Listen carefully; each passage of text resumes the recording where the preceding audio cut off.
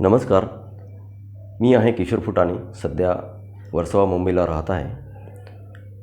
माझे मूळ शहर नागपूर आहे. मी सावरकर एक अभिनव वक्तृत्व स्पर्धा यामध्ये मला भाग घेता आला, याबद्दल मी संयोजन समितीचे आभार मानतो. व्याख्यान मालिकेतील अनेक विषयापैकी मी एक विषय निवडलेला आहे. तो विषय आहे हिंदूंनो सशक्त व्हा, समर्थ व्हा.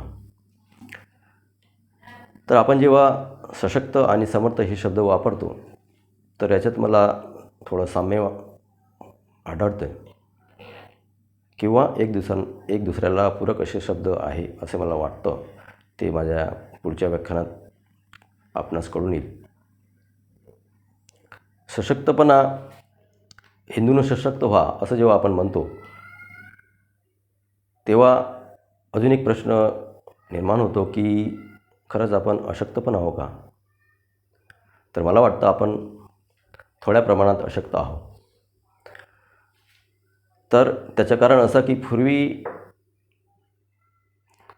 काळी गुरुकुल पद्धतीमध्ये जी शिक्षण व्यवस्था होती त्यामध्ये शास्त्रासोबत व्यायामशाळा असायची आणि त्यासोबत शस्त्रविद्या पण शिकवली जायची.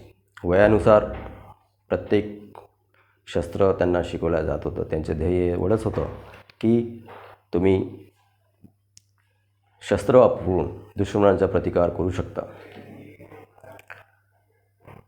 पण ह्या हिंदुस्थानात, सेक्युलर हिंदुस्थानात आता अशी गरज नाही असं काही लोकांना वाटतं. ती गरज पुन्हा भासवली पाहिजे, असं आपण हिंदूंना जागृत केलं पाहिजे आणि त्याविषयी समर्थता दाखवली पाहिजे. याच्या पडद्यामागचे उदाहरण देतो म्हटलं तर दिल्ली आणि पुणेमध्ये मागील वर्षी किंवा 1-2 वर्षापूर्वी 2 घटना घडल्या की एका तरुणीला चाकूने मारण्यात आलं. ती तरुणी पण सशक्त नव्हती किंवा स्किल नव्हती. तिला शस्त्रविद्या तशी नव्हती. कमीत कमी ती प्रतिकार करू शकली असती. तरुणीचा सोडा, तिथे आजूबाजू असलेले काही धष्टपुष्ट माणसं पण तिच्या मदतीला धावून गेलेली नाही आणि परिणामतः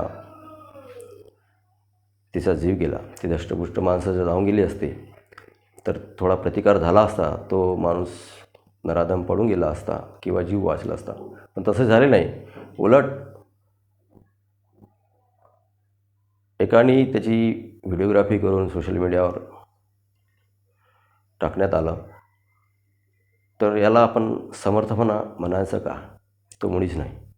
दुसरं असं सांगायचं झालं की आपली सशक्तता जी आहे वैचारिक पातळीची, ती वैचारिक पातळीची सशक्तता फार कमजोर आहे.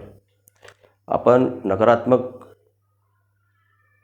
भावना किंवा नकारात्मक गोष्टी ह्या हेरत नाही, त्या हेरल्या पाहिजे. समाज माध्यमावर काय चाललेलं आहे त्याचा प्रतिकार करून तुरंत त्याला हे दिलं पाहिजे. पण काही गोष्टी आपल्याकडून घडतात, त्या नकळत घडतात, हे थांबवलं पाहिजे. विशेष म्हणजे उदाहरण द्यायचं झालं तर राम या शब्दाचा आपण असा हे केलेलं आहे, विपर्यास करून घेतलेला आहे. जसं भाजीचं आलू, हा सदाबहार आलू कोणत्या भाजीत टाका तो ॲडजस्ट होतो. पण आपल्याला हे कळत नाही की राम हा शब्दाचा आपण नकारात्मकपणे कसा उपयोग करतो, हे थांबवलं पाहिजे. उदाहरण द्यायचं झालं तर राम भरोसे, रामपुरी चाकू, आया राम गया राम, किंवा आपल्या नोकराचं नाव, टोपण नाव रामू ठेवणं, हे थांबवलं पाहिजे. जरी त्याचं नाव ओरिजिनल रामू असेल तर त्याचं टोपण नाव दुसरं ठेवा, किंवा दुसरं नाव असेल तर त्याला रामू ठेवू नका, असं माझं आपणास म्हणणं आहे. किंवा अशा गोष्टी जर समाजात घडत असेल तर त्याचा समर्थपणे प्रतिकार करा, असं माझं म्हणणं आहे. मी अजून एक उदाहरण देतो याच्या पाठीमागे की मी एक व्हिडिओ बघत होतो. 2022-23चा काळ असेल तो. लंडन टॉपच्या एका व्हिडिओमध्ये तो अँकर सांगत होता की आम्ही जे सांगतो आहे ते सत्य सांगतो आहे आणि त्या सत्याच्या पाठीमागे हे भरपूर काही रेफरन्स आहे. तर ही आमची पुस्तकं आहे, लायब्ररी आहे, याच्यातून आम्ही रेफरन्स घेत असतो.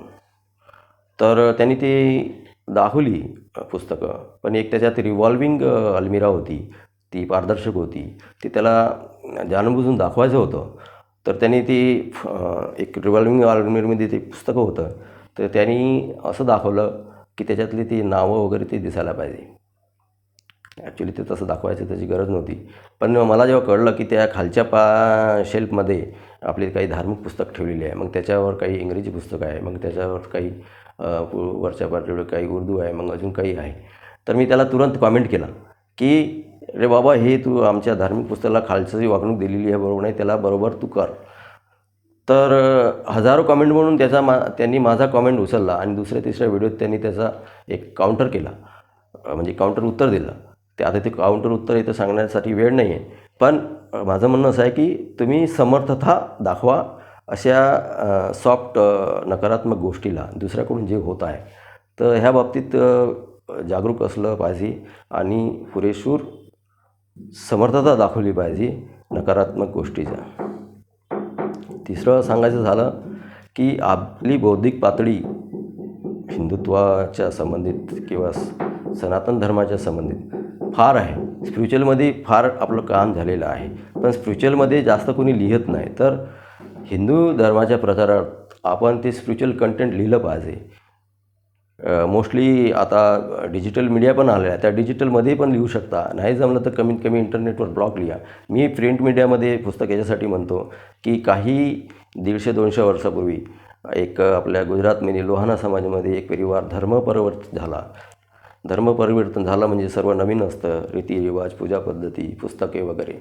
तर ते पुस्तकं वाचता जरी ते त्यांच्यासाठी सकारात्मक असलं तरी आपल्यासाठी नकारात्मक होते आणि ते आपल्यासाठी धोकादायक होते.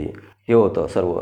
तरी ते त्यांच्या नातवंडांनी ते सर्व पुस्तकाचा प्रभाव एवढा झाला त्यांच्या नातवंडावर की त्याच्यातला एक नातूनी आपल्या हिंदुस्थानाचे 2 भाग पाडले.